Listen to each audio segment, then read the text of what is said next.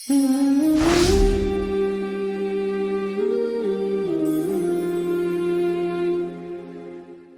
باللہ السمیع العلیم من الشیطان الرجیم من ھمزہ ونفخہ ونفثہ بسم اللہ الرحمن الرحیم انما یعمر مساجد اللہ من آمن باللہ والیوم الآخر وقال النبی صلی اللہ علیہ وآلہ وسلم احب البلاد الی اللہ تعالی مساجدها۔ نماز کے موضوع پر ہم بات کر رہے تھے۔ پچھلے سیشن میں جو چیز بیان ہوئی تھی وہ تھا اسلامی لباس کی شرائط، لباس کا بیان، اسلامی لباس کی شرائط، مرد کا لباس، عورت کا لباس، نمازی کا لباس، نماز کے لیے مرد کا لباس، نماز کے لیے عورت کا لباس، اور کیا سر کے اوپر کپڑا نہیں ہے تو انسان کیا نماز پڑھ سکتا ہے یا نہیں؟ اگر سر کے اوپر کپڑا یا امامہ، پگڑی، ٹوپی وغیرہ نہیں ہے تو کیا نماز پڑھ سکتا ہے یا نہیں؟ ان چیزوں کے اوپر ہم نے پچھلے سیشن میں بات کی تھی۔ تو آج انشاءاللہ العزیز جس ٹاپک پر بات کریں گے وہ ہے مساجد کا بیان، تعمیر مسجد کی فضیلت کیا ہے، اسی طرح تعمیر مسجد کے آداب کیا ہیں، مسجد کی خبر گیری کرنا، مسجد کی آباد کاری جو ہے، مسجد کا مقام، مسجد کا مرتبہ، فضیلت جو قرآن نے بیان فرمائی ہے اور جو احادیث صحیحہ کے اندر ہے، اس پر انشاءاللہ العزیز ہم بات کریں گے۔ سورہ توبہ کی آیت نمبر 18 کے اندر اللہ رب العالمین ارشاد فرماتے ہیں کہ انما یعمر مساجد اللہ من آمن باللہ والیوم الآخر، کہ اللہ کے گھر جو مساجد ہیں ان کو آباد کون کرتا ہے؟ ان کو صرف وہی آباد کرے گا کہ جو اللہ اور یوم آخرت کے اوپر ایمان رکھتا ہے۔ ایمان والا بندہ جو ہے وہی اللہ کے گھر مساجد جو ہیں ان کو آباد کرے گا۔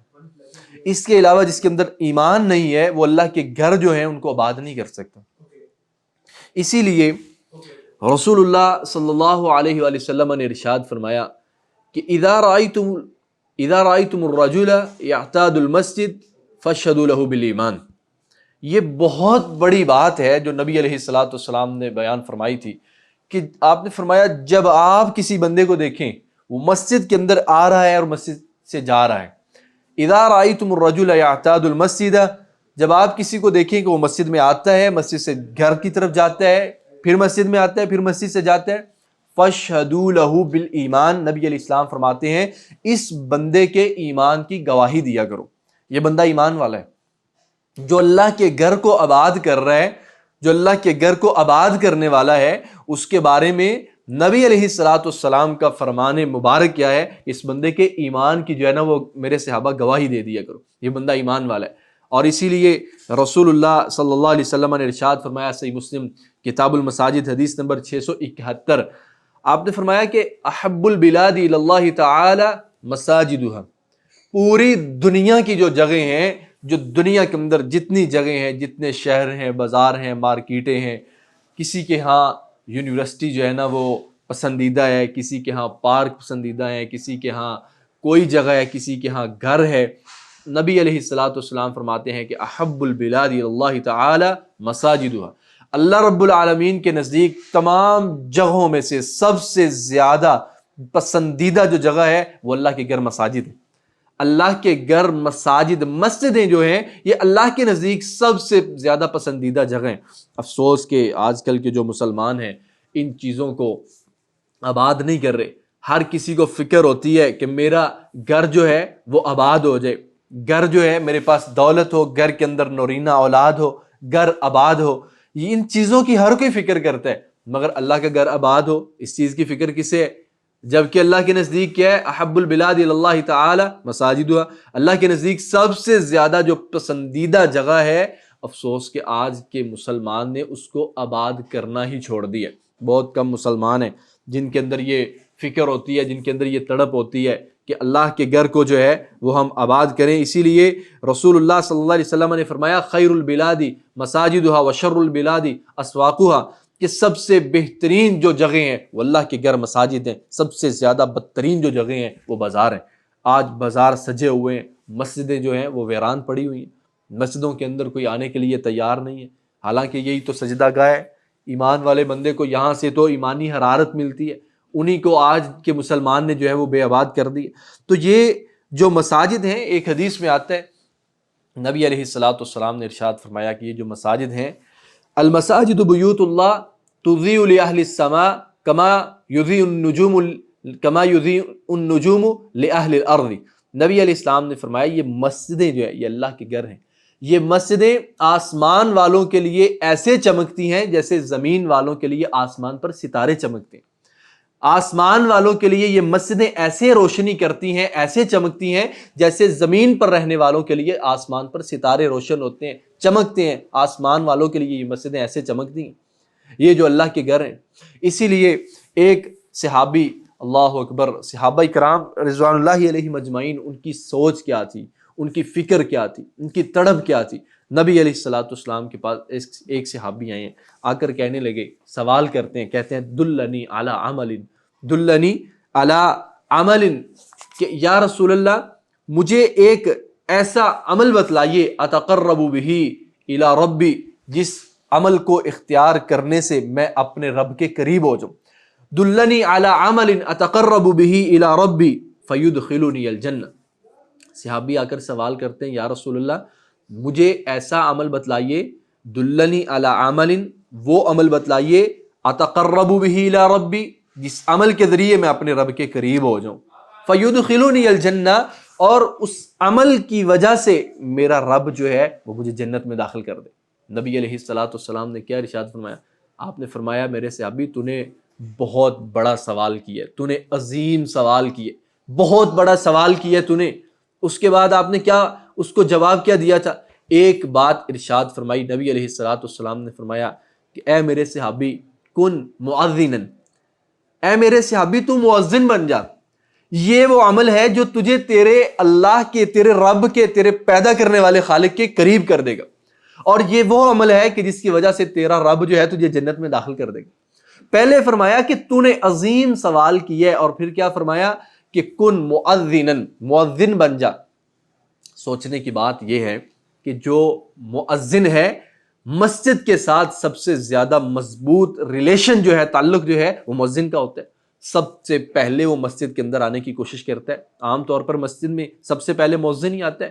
پھر رسول اللہ صلی اللہ علیہ وسلم نے آگے اس صحابی کو کیا کہا کہ یغفر اللہ للمؤذن منتہا آذانہ، کہ اے میرے صحابی، مؤذن جب اذان دیتا ہے، اس کی اذان جب ختم ہوتی ہے تو اس کی اذان ختم ہونے سے پہلے پہلے اللہ تعالیٰ اس کے گناہوں کو معاف کر دیتے ہیں۔ مؤذن جو ہے جب وہ اذان دیتا ہے، یغفر اللہ للمؤذن منتہا آذانہ، اذان دینے والا مؤذن اذان کو ختم کرتا ہے، اللہ تعالیٰ اس کے گناہوں کو معاف کر دیتے ہیں۔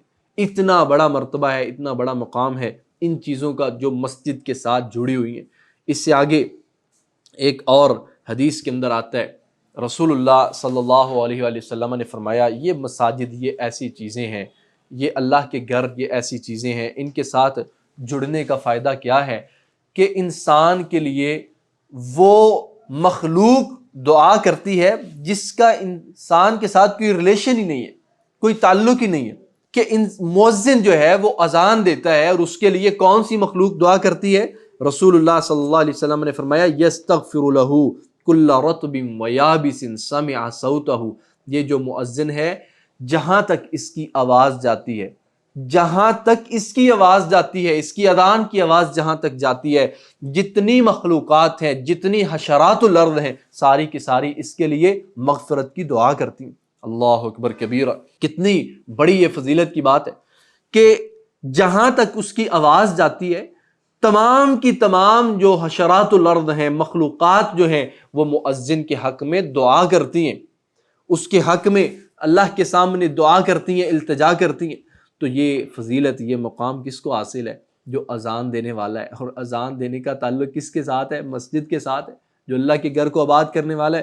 اسی لیے تو نبی علیہ الصلوۃ والسلام نے ارشاد فرمایا تھا کہ المؤذنون اطول الناس یوم القیامہ، دنیا میں انسان زندگی بسر کرتا ہے، ہر مجلس کے اندر، ہر محفل کے اندر انسان کا دل کرتا ہے میرا سر فخر سے بلند ہو، میری کوئی بات کرے، مجھے میرے سر پر جو ہے وہ تاج سجا دیا جائے، مجھے جو ہے وہ اتنی عزت دے دی جائے کہ میرا سر فخر سے بلند ہو جائے۔ تو نبی علیہ السلام نے کیا فرمایا کہ المؤذنون اطول الناس یوم القیامہ، کہ یہ جو اذان دینے والے ہیں قیامت والے دن سب سے زیادہ گردن جو ہے وہ کس کی لمبی ہوگی؟ مؤذن کی۔ اذان دینے والے. اس کا کیا مطلب ہے؟ یعنی جتنی گردن لمبی، یعنی اللہ اتنا بلند مقام دیں گے، اتنا بڑا مرتبہ دیں گے. تو یہ جو مؤذن ہے اطول الناس یوم القیامہ، قیامت والے دن سب سے زیادہ اونچی گردن والے یعنی اونچے مقام والے جو لوگ ہوں گے وہ کون ہیں؟ اذان دینے والے، جن کا تعلق مسجد کے ساتھ ہے، جن کا تعلق اللہ کے گھر کے ساتھ ہے. اللہ رب العالمین قیامت والے دن ان کو وہ مقام عطا کریں گے جو کسی اور کو نہیں ملے گا. اسی طرح مسجد کی فضیلت اور اس کا مقام اور مرتبہ جو ہے اس کے حوالے سے ایک اور روایت ہے. جب جنتی لوگ جنت کے اندر چلے جائیں گے تو اللہ رب العالمین فرشتوں کو حکم دیں گے کہ میرے بندوں کی مہمان نوازی کرو. مگر جو اللہ کے گھر کو آباد کرتا ہے، جو مسجد کو آباد کرتا ہے، جس کا تعلق مسجد کے ساتھ بہت زیادہ مضبوط ہے، اس کے بارے میں رسول اللہ صلی اللہ علیہ وآلہ وسلم ارشاد کیا فرماتے ہیں کہ یہ وہ بندہ ہے جس کے لیے اللہ تعالی جنت میں خود مہمان نوازی تیار کرتے ہیں. جو اللہ کے گھر مسجد کو آباد کرنے والا ہے، جو مساجد کی تعمیر کا، جو مساجد کی آباد کاری کا خیال کرنے والا ہے، خبر گیری رکھنے والا ہے، اس کے بارے میں نبی علیہ السلام کیا فرماتے ہیں کہ من غدا الی المسجد او راح اعد اللہ له نزلا کلما غدا او راح، کہ جو صبح کے کسی وقت یا شام کو، جو صبح اور شام کو مسجد کی طرف جاتا ہے تو اللہ تعالی جنت کے اندر اس کے لیے صبح اور شام مہمان نوازی تیار کرتے ہیں. جو صبح اور شام مسجد کے اندر جاتا ہے اللہ رب العالمین بھی اس کے لیے، جیسے یہ صبح اور شام کو پورے اہتمام سے اللہ کے گھر میں جاتا ہے تو اللہ تعالیٰ بھی اس کے لیے صبح اور شام جنت کے اندر مہمان نوازی تیار کرتے ہیں. تو اللہ ہر ایک کا اپنا اپنا انداز ہوتا ہے کہ وہ اپنے مہمان کی مہمان نوازی کس طرح کرتا ہے. پھر اللہ رب العالمین کا انداز کیا ہو سکتا ہے؟ تو یہ فضیلت اور مقام جو ہے یہ صرف اور صرف مسجد کو حاصل ہے، اللہ کے گھر کو یہ حاصل ہے. اور اسی طرح یہ اللہ رب العالمین نے مقام، یہ مرتبہ جو ہے یہ صرف مسجد کو عطا کیا ہوا ہے.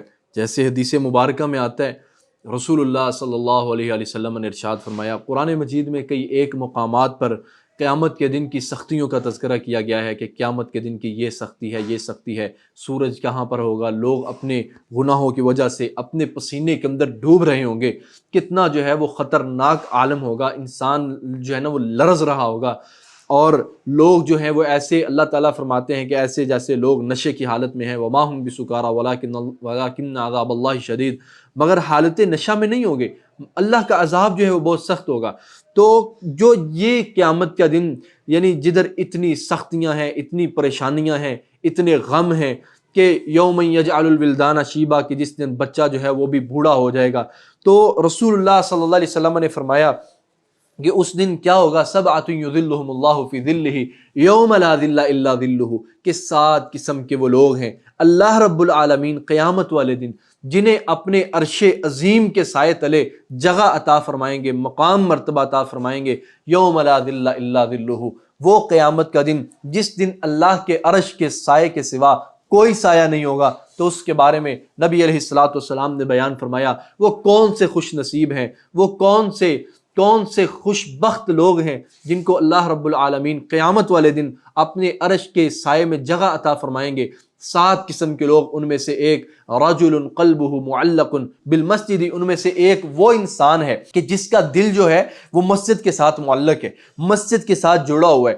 فجر کی نماز پڑھ کے انسان اپنے گھر میں چلا گیا، ظہر کا انتظار کر رہا ہے اور اس انتظار میں ہے کہ کب ظہر کا وقت ہو اور میں اللہ کے گھر میں، اللہ کے گھر کو آباد کرنے کے لیے چلا جاؤں، مسجد کے اندر نماز کے لیے چلا جاؤں. ظہر کی نماز پڑھی ہے، پھر عصر کے انتظار میں ہے، عصر کی نماز پڑھی ہے، مغرب کے انتظار میں ہے، مغرب پڑھی ہے، عشاء کے انتظار میں ہے، اور جب عشاء کی نماز پڑھی ہے پھر رات کو جب اپنے بستر پر لیٹتا ہے اور دل میں یہ خیال ہوتا ہے کہ میں نے فجر کے وقت اٹھنا ہے، مسجد کے اندر جانا ہے، نماز پڑھنی. رجل قلبہ معلق فی المسجد، وہ انسان جس کا دنیا کے اندر، بازاروں مارکیٹوں کے اندر، دنیا میں گھومنے پھرنے کے اندر اتنا دل نہیں لگتا جتنا اس کا دل اللہ کے گھر میں لگتا ہے، مسجد کے اندر لگتا ہے. مسجد میں آنے سے وہ خوش ہوتا ہے، اس کو خوشی ملتی ہے، اس کو فرحت ملتی ہے، اس کو اطمینان ملتا ہے. اللہ کے گھر میں آتا ہے، وہ اپنے اندر ایک تبدیلی محسوس کرتا ہے، اس کو بہت اچھا لگتا ہے کہ میں اللہ کے گھر میں آؤں، میں اللہ کے گھر کو آباد کروں، میں یہاں پر نماز پڑھوں، یہاں پر میں اللہ کا ذکر کروں، یہاں پر میں اللہ کی حمد و ثنا بیان کروں. یعنی اس کا دل جو ہے وہ مسجد کے ساتھ جڑا ہوا ہے. رجل قلبہ معلق بالمسجد، وہ انسان، وہ مسلمان جس کا دل اللہ کے گھر کے ساتھ جڑا ہوا ہے. اللہ رب العالمین قیامت کا دن ہوگا جس دن اللہ کے عرش کے سائے کے سوا کوئی سایہ نہیں ہوگا، اللہ تعالیٰ اس کو اپنے عرش کا سایہ نصیب کریں گے. وہ خوش بخت انسان، خوش نصیب انسان جو اللہ کے گھر کو آباد کرنے والا ہے، اس کو اللہ تعالیٰ اپنے عرش کا سایہ نصیب کریں گے. اور اسی طرح مسجد کی فضیلت بیان کرتے ہوئے رسول اللہ صلی اللہ علیہ وآلہ وسلم نے ارشاد فرمایا، ہر انسان کو اپنے گھر کو بنانے کی، گھر کو سنوارنے کی، گھر کو سجانے کی فکر ہوتی ہے. جس طرح ایک حدیث میں آتا ہے کہ قرب قیامت لوگ اپنے گھروں کو سٹیج کی طرح جو ہے وہ مزین کریں گے، نقش و نگار سے اس کو جو ہے نا وہ سجائیں گے. اور اسی طرح ایک روایت میں آتا ہے کہ انسان کو قیامت کے قریب اپنے ایمان سے زیادہ اپنے گھر کی باہر کی دیوار کی فکر ہوگی، اس کو سجانے کی. اس کے اوپر جس طرح آج کل ہمارے معاشرے کے اندر ہے طرح طرح کے راک وال پینٹنگ وغیرہ، یعنی اپنے ایمان سے زیادہ جو ہے انسان اپنے گھر کو سجانے کی، مزین کرنے کی، اس کو اوپر نقش و نگار بنانے کی فکر میں لگا رہتا ہے. اس کی سیلنگ کیسی ہے، اس کے ڈیزائن کیسے ہیں، اس کا پتھر کیسا ہے، اس کی ٹائل کون سی ہے، ان چیزوں کا انسان پردوں کا خیال کرتا ہے، ایک ایک چیز کا خیال کرتا ہے. مگر انسان اللہ کے گھر کو آباد کرنے کا خیال نہیں کرتا. اللہ کا گھر کیسا ہے، ظہر کے وقت کون گیا مسجد میں، ظہر کے وقت کتنے لوگ تھے. اپنے بچوں کی فکر ہوتی ہے، بچوں نے گھر کو آباد کرنا ہے، سکول کو آباد کرنا ہے. سکول کو آباد کرنے کے لیے اب بچوں کو صبح سویرے سکولز کے اندر، کالجز کے اندر، یونیورسٹی کے اندر بھیج دیا جاتا ہے، مگر اللہ کے گھر کو بنانے کی فکر نہیں ہے، اس کو آباد کرنے کی فکر نہیں ہے. جیسا کہ رسول اللہ صلی اللہ علیہ وآلہ وسلم نے فرمایا کہ من بنا للہ مسجدا بنى اللہ لہ بیتا فی الجنہ، جس نے دنیا کے اندر اللہ کا گھر بنایا، اللہ کا گھر جس نے دنیا کے اندر بنایا ہے، بن اللہ لہ بیتا فی الجنہ، اللہ رب العالمین جنت کے اندر اس کا گھر بنائیں گے. یہیں پر بس نہیں ہے، اب ایک انسان کو اللہ رب العالمین نے توفیق دی ہوئی ہے، اس کو دولت سے نوازا ہوا ہے، وہ اللہ کا گھر بنا سکتے ہیں، اس کے پاس اتنے پیسے موجود ہیں، وہ اللہ کا گھر بنا سکتے ہیں. اب ایک وہ انسان ہے جس کے پاس اتنے پیسے نہیں ہیں، اتنی دولت نہیں ہے، وہ اللہ کا گھر بنا نہیں سکتا ہے، اس کے پاس اتنی توفیق نہیں ہے. تو رسول اللہ صلی اللہ علیہ وآلہ وسلم نے ارشاد فرمایا، من بنا للہ مسجدا کمفحص قطات، کہ جس نے چڑیا کے گھونسلے جتنا بھی اللہ کا گھر تعمیر کروا دیا، اللہ تعالیٰ اس کے لیے بھی جنت کے اندر ایک گھر جو ہے، ایک گھر بنائیں گے، ایک گھر تعمیر کروائیں گے. جس نے چڑیا کے گھونسلے کے برابر بھی اللہ کا گھر بنا دیا، زیادہ گنجائش نہیں ہے، چلے اپنا حسب توفیق اپنا حصہ ڈال دیا ہے، 100 روپیہ، 500 روپیہ، 1000 روپیہ، نیت خالص ہے، اگر اللہ مجھے توفیق دے میں اللہ کا گھر بناؤں گا، جتنی توفیق میرے پاس ہے اتنا میں نے اللہ کے گھر کی تعمیر کے اندر، اس کو بنانے کے اندر جو ہے وہ اللہ کے راہ میں پیش کر دیا، مسجد کے لیے وقف کر دیا. فرمایا یہ وہ خوش نصیب ہے کہ اللہ رب العالمین جنت کے اندر اس کے لیے محل بنائیں گے، اس کے لیے گھر بنائیں گے. اور یہ جو مسجد ہے اس کی فضیلت کے اوپر ایک دو اور روایات میں آپ کے سامنے رکھتا ہوں. جیسے ایک حدیث میں آتے ہیں، رسول اللہ صلی اللہ علیہ وآلہ وسلم ارشاد فرماتے ہیں کہ نیکیوں والا اعمال نامہ میں نے دیکھا اپنی امت کا نیکیوں والا اعمال نامہ میں نے دیکھا، ایک نیکی جو ہے وہ چمک رہی تھی. آپ صلی اللہ علیہ وسلم فرماتے ہیں میں قریب ہوا، یہ کون سی نیکی ہے؟ میں قریب ہوا، یہ کون سی نیکی ہے؟ تو کہا گیا کہ یہ وہ نیکی ہے جو آپ کے امتی نے ایک تنکا جو مسجد کے اندر پڑا ہوا تھا اس کو اٹھا کر باہر پھینک دیا. یہ وہ نیکی ہے، یعنی یہ وہ نیکی چمک رہی ہے کہ ایک تنکا مسجد کے اندر پڑا ہوا تھا، آپ کے امتی نے اس کو اٹھا کر باہر پھینک دیا. یہ اس کی جو یہ نیکی تھی، یہ نیکی کو بھی اللہ نے روشن رکھا ہوا ہے. تو مسجدیں ہی ہیں جن کو آباد کرنے کا اتنا ثواب ہے، اتنی فضیلت ہے، اتنا مقام ہے. اسی طرح حدیث کے اندر آتا ہے، رسول اللہ صلی اللہ علیہ وسلم کے زمانے کے اندر ایک نوجوان تھا جس نے ذمہ داری اٹھائی ہوئی تھی، وہ مسجد نبوی کی صفائی وغیرہ کرتا تھا، مسجد نبوی کی صفائی ستھرائی کا وہ خیال کرتا تھا. تو جب وہ نوجوان فوت ہوا تو صحابہ کرام نے اس کو معمولی سمجھ کر اس کو معمولی سمجھ کر اس کا جنازہ پڑھا دیا، خود ہی نبی علیہ الصلوۃ والسلام کو اطلاع نہیں دی تھی، اس کا جنازہ پڑھا دیا اور پھر اس کی تدفین کر دی۔ جب اللہ کے نبی علیہ الصلوۃ والسلام کو پتہ چلا تو آپ نے فرمایا کہ مجھے اس کی قبر پر لے چلو۔ آپ نے فرمایا کیا تم نے اس کے معاملے کو معمولی سمجھا ہے جو اللہ کے گھر کو آباد کرنے میں لگا رہتا تھا؟ تو آپ نے فرمایا مجھے اس کی قبر پر لے چلو۔ تو صحابہ کرام نبی علیہ الصلوۃ والسلام کو اس نوجوان کی قبر پر جب لے کر آئے، نبی علیہ الصلوۃ والسلام نے رو رو کر اس کے لیے مغفرت کی دعائیں کی۔ حدیث میں آتا ہے آپ نے رو رو کر اس نوجوان کے لیے مغفرت کی دعائیں کی جو اللہ کے گھر کو آباد کرنے میں لگا رہتا تھا۔ آج کل ہمارے نوجوان بھائی جو ہیں یہ کن چیزوں کو آباد کرنے میں لگے ہوئے ہیں، کہاں کہاں پر یہ اپنا وقت جو ہے وہ صرف کر رہے ہیں، اپنے قیمتی ٹائم کو ضائع کر رہے ہیں۔ جو اللہ نے نعمتیں دی ہیں وقت کی شکل میں، دولت کی شکل میں، جسم کی شکل میں، ان چیزوں کو کہاں پر ضائع کر رہے ہیں۔ یہ بھی تو ایک نوجوان تھا، یہ بھی تو ایک نوجوان تھا نا، جس نے اپنے آپ کو وقف کیا ہوا تھا۔ جدھر وہ اپنے دنیا کے کام کرتا تھا وہاں اللہ کے گھر کو آباد کرنے میں لگا رہتا تھا، اللہ کے گھر کی صفائی ستھرائی کا خیال کرتا تھا، مسجد کی آباد کاری کا خیال کرنے والا جب اس دنیا سے گیا تو نبی علیہ الصلوۃ والسلام نے صحابہ سے فرمایا کہ اس کا معاملہ معمولی معاملہ نہیں ہے۔ آپ اس کی قبر پر گئے، اس کا جنازہ پڑھایا ہے، اس کے لیے رو رو کر مغفرت کی دعا فرمائی ہے، اور آپ علیہ الصلوۃ والسلام نے اس کے بعد کیا ارشاد فرمایا کہ میری دعاؤں کی وجہ سے اللہ تعالیٰ قبر کے اندر روشنی پیدا کر دیتے ہیں۔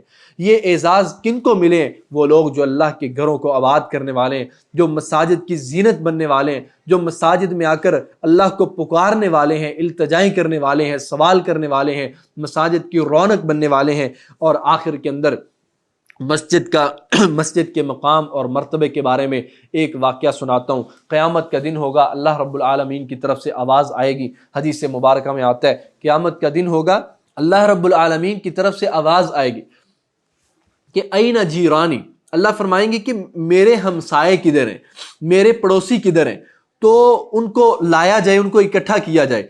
تو فرشتے کہیں گے کہ من یجاورک یا رب، اے رب کس کے اندر اتنی ہمت ہے، اتنی جرت ہے کہ وہ آپ کا ہمسایہ بنے؟ کس کے اندر اتنی ہمت ہے، کس کے اندر اتنی جرت ہے کہ اے ہمارے پروردگار وہ آپ کا ہمسایہ بنے، آپ کا وہ پڑوسی بنے؟ تو اللہ تعالیٰ فرمائیں گے این عمار المساجد، مسجدوں کو آباد کرنے والے کدھر ہیں؟ قیامت والے دن اللہ تعالیٰ اعلان کریں گے کہ میرے ہمسایوں کو لایا جائے۔ فرشتے کہیں گے کہ اے رب کس کے اندر یہ جرت ہے کہ وہ آپ کا ہمسایہ بنے؟ تو اللہ تعالیٰ خود فرمائیں گے این عمار المساجد، کہاں ہیں مسجدوں کو آباد کرنے والے؟ تو نبی علیہ الصلوۃ والسلام نے فرمایا چند لوگ اٹھیں گے جو مسجدوں کو آباد کرنے والے ہوں گے، جن کا دل مسجدوں کے ساتھ جڑا ہوا ہوگا، جو اللہ کے گھر کو آباد کرنے کی فکر میں تڑپ میں رہتے تھے۔ چند لوگ اٹھیں گے، آپ نے فرمایا اللہ تعالیٰ ان کو بغیر حساب کے جنت میں داخل کر دے گا۔ ان کا کوئی حساب نہیں ہے، اللہ تعالیٰ ان کو بغیر حساب کے جنت میں داخل کریں گے۔ کون ہے وہ خوش نصیب؟ جو مسجدوں کو آباد کرنے والے ہیں، اللہ کے ہمسائے بننے والے ہیں۔ اللہ تعالیٰ بغیر حساب کے ان کو جنت میں داخل کرے گا۔ اللہ تعالیٰ سے دعا ہے اللہ تعالیٰ ہمیں مساجد کی زینت بننے کی توفیق دے، مسجدوں میں رونق لگانے کی، مسجدوں کو آباد کرنے کی توفیق دے، مسجدوں کے ساتھ ہمارا دل بھی جڑ جائے، اللہ کے گھر کو ہم اس طرح آباد کریں جس طرح آباد کرنے کا حق ہے۔ آئندہ اسی نماز کے جو ہم سیشنز بیان کر رہے ہیں، آئندہ کے سیشن میں ہم انشاءاللہ اس چیز کو بیان کریں گے کہ مسجد کے آداب کیا ہیں، مسجد کی طرف جاتے ہوئے کون سی دعا پڑھنی چاہیے، مسجد میں انٹر ہوتے ہوئے کون سی دعا پڑھنی چاہیے، اور اسی طرح وہ جو مساجد ہیں جیسے مسجد نبوی ہے، مسجد اقصیٰ ہے، مسجد حرام ہے، ان کی فضیلت کیا ہے، ان کا مقام اور مرتبہ کیا ہے۔ اللہ تعالیٰ سے دعا ہے اللہ تعالیٰ سمجھ کر عمل کرنے کی توفیق عطا فرمائے۔ وآخر دعوانا الحمدللہ رب العالمین۔